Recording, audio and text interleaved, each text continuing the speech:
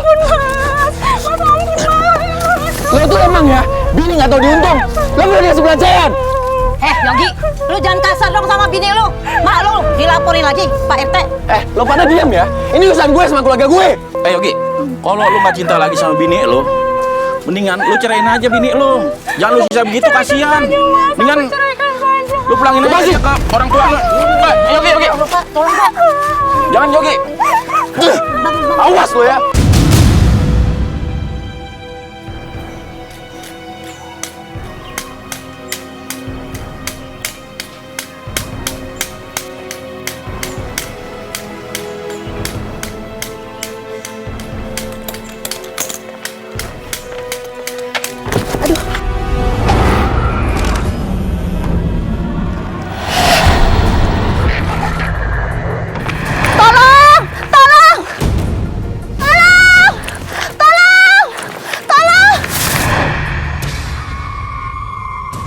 Mas, maaf, nggak sengaja. Mas nggak apa-apa kan? Nggak apa-apa Mbak. Mohon maaf Mbak sebelumnya. Saya boleh tahu nama Mbak siapa? Nama saya Lana mas. Maaf Mbak.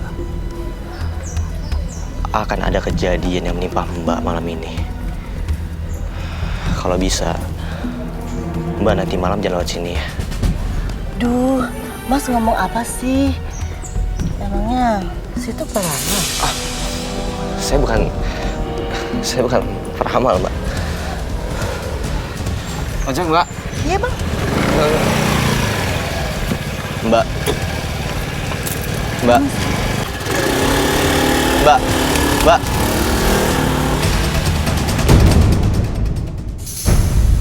Van, tolong kamu inget-inget. Siapa orang yang mungkin ngelakuin ini ke kamu? Enggak, Zen. Enggak. Kamu jangan paksa aku, Zen. Kamu... Ya, aku nggak akan mungkin maksa kamu, Van. Enggak, aku nggak mau, kepala aku sakit. Zen. Cukup sih.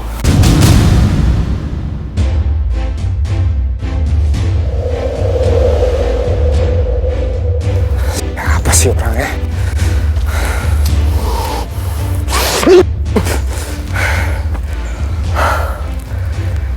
Awas aja kalau sampai gue tahu orangnya siapa. Berani-beraninya ngelukain Vanya.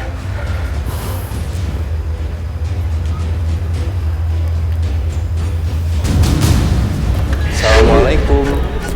Van?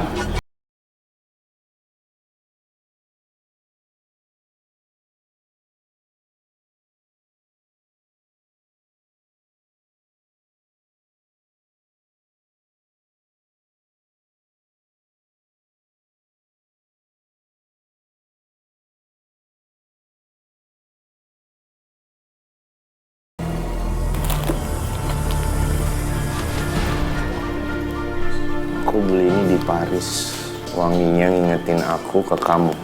Lembut dan manis. Miko.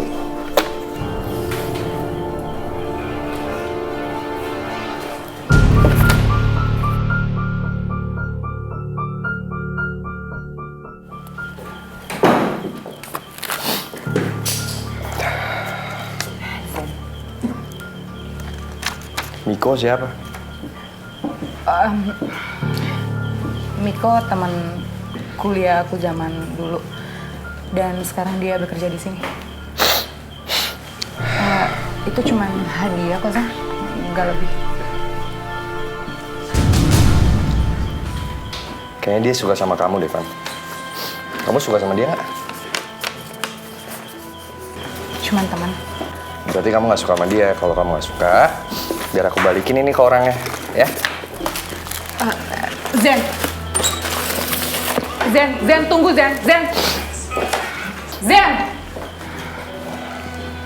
Jadi dengan segala hormat, ini gue balikin lagi barang-barang yang lu beliin buat cewek gue. Dia nggak suka. Oh, jadi bener Vanya. Ini pacar kamu? Emang Vanya nggak pernah bilang? Ya, pernah sih, cuma saya nggak nyangka aja. Iya, maksudnya apa nggak nyangka? Oh, nggak nyangka kalau Vanya tuh pasangannya gue. Bukan yang dokter kayak lu gitu. Udah Zen, Miko. Maaf ya, aku nggak bisa terima hadiah dari kamu.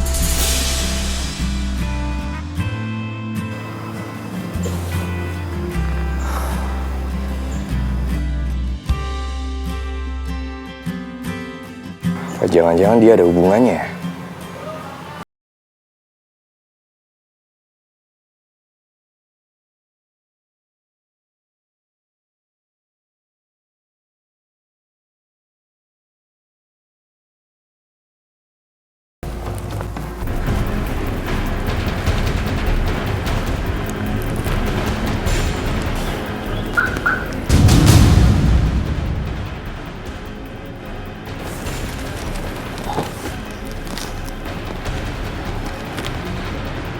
Kotak-kotak kado itu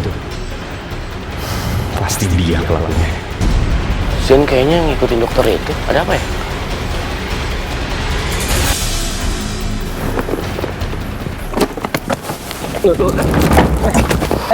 Gua gak nyangka ternyata lu pelakunya.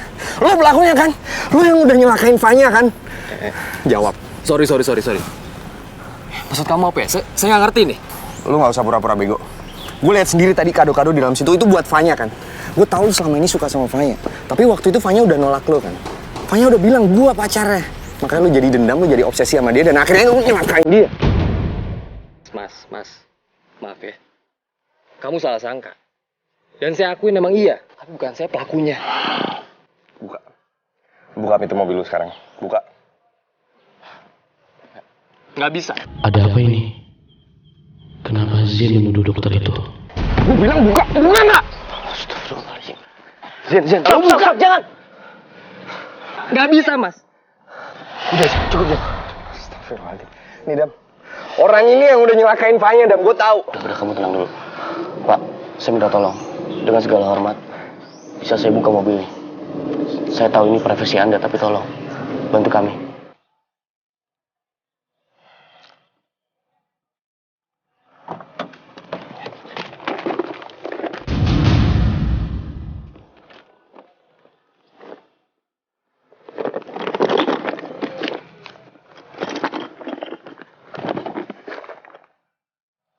Nih Dam, ini bukti ya.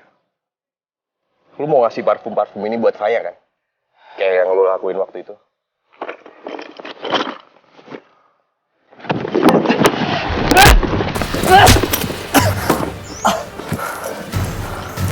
Kamu nggak pantas sama Fanya. Zin.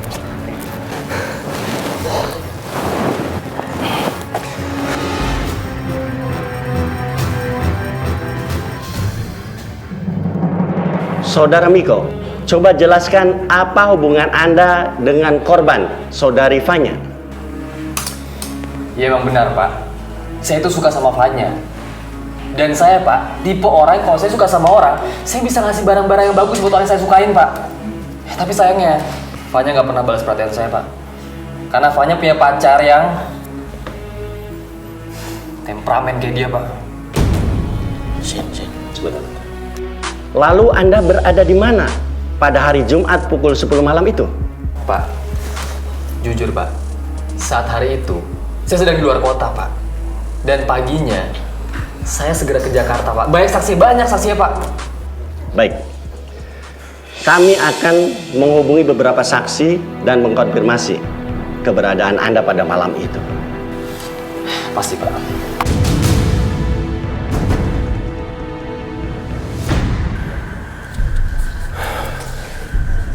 Siska, aku kangen sama kamu, Sam. Suara siapa ya? Kayak ada yang masuk ke ruangan.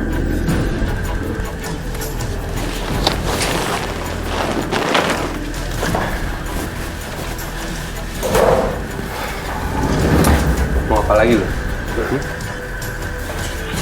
Bukan urusan lo. Gue mau nginep di sini.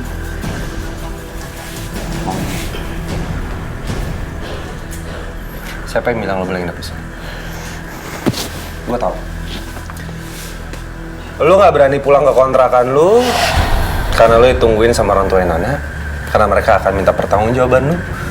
Karena sebagai suami lo cuma bisa mukulin doang anaknya. Maka lo gak berani pulang ke sana kan? Bacot lo. gue ingetin sama lo ya. Lo udah gak punya hak. Ini rumah punya gue. Rumah ayah sama ibu itu udah lama dijual, cuman buat bayar utang.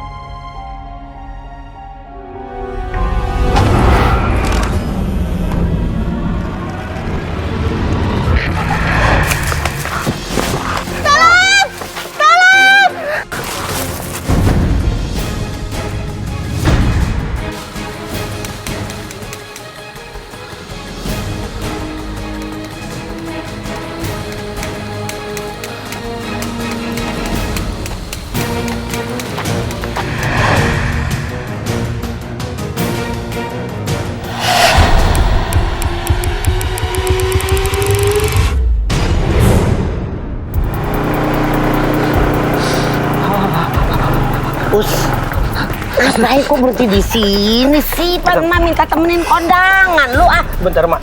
Lu sini ya. Jagain ini motor sewa soalnya. Lu mau ngapain? Pipis. Aduh, kebelet lu pipis jadi bawapun bambu, serem lu, ntar sambet. Ini namanya juga kebelet, Mak. Masa mau ditahan-tahan? Udah, buruan. Bentar, Mak. Tunggu situ.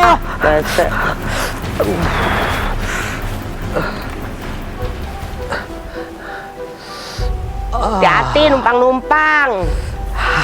Enggak, Mak. Numpang.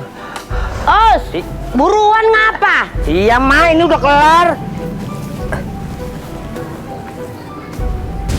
Ayo ngapain lu ke situ, Us? Us, buruan ngapa, Us? Iya, Mak, bentaran. Ih, punya orang main buka-buka aja.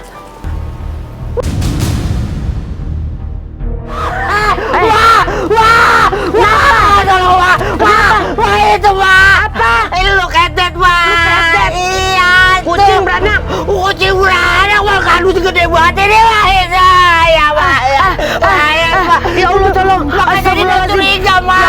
Apa itu? Aduh, ini mayat milih-milih di kandung, Wah. Itu bukan milih-milih, orang masukin ke situ kali. Ya Allah, tolong.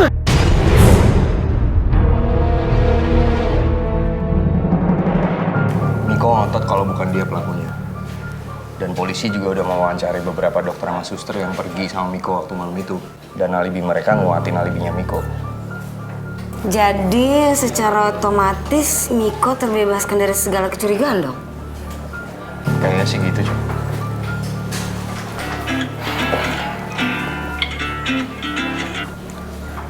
Waalaikumsalam, Pak RT. Innalillahi wa inna ilaihi rajiun. Pak RT masih di sana? Ya udah, saya kesana sekarang ya. Assalamualaikum. Kenapa dong?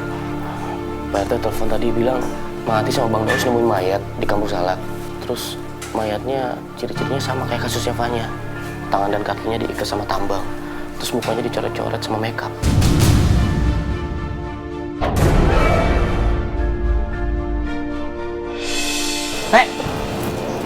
Assalamualaikum. Waalaikumsalam. Tadi nemu mayat, Dam.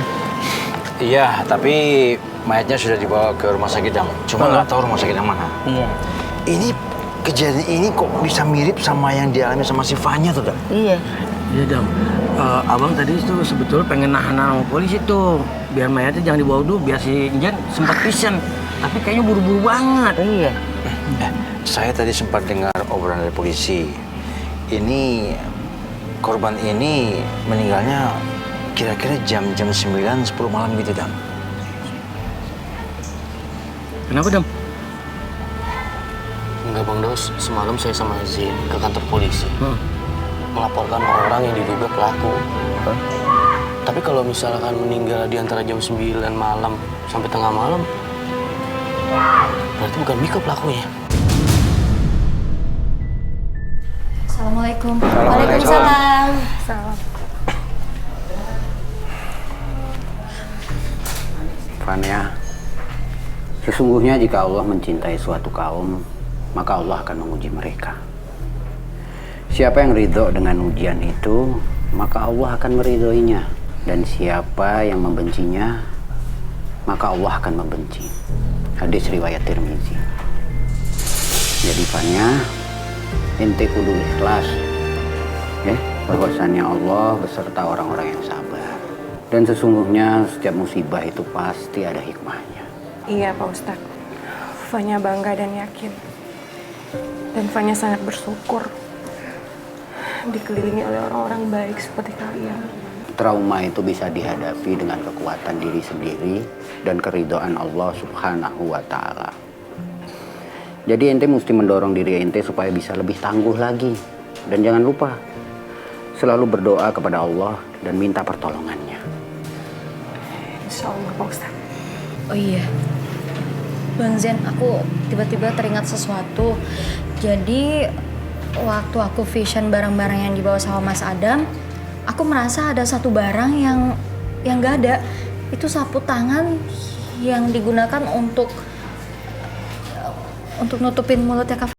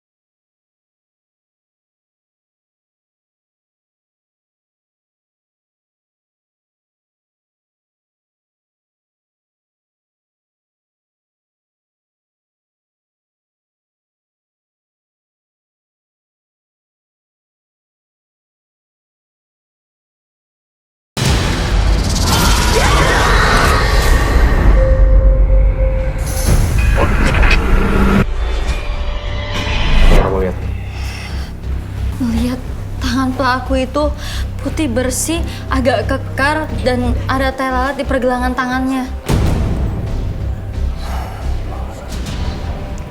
Tai lalat di pergelangan tangannya? Iya. Kayaknya itu nggak mungkin Miko. Soalnya aku tahu banget Miko nggak ada tai lalat di pergelangan tangannya.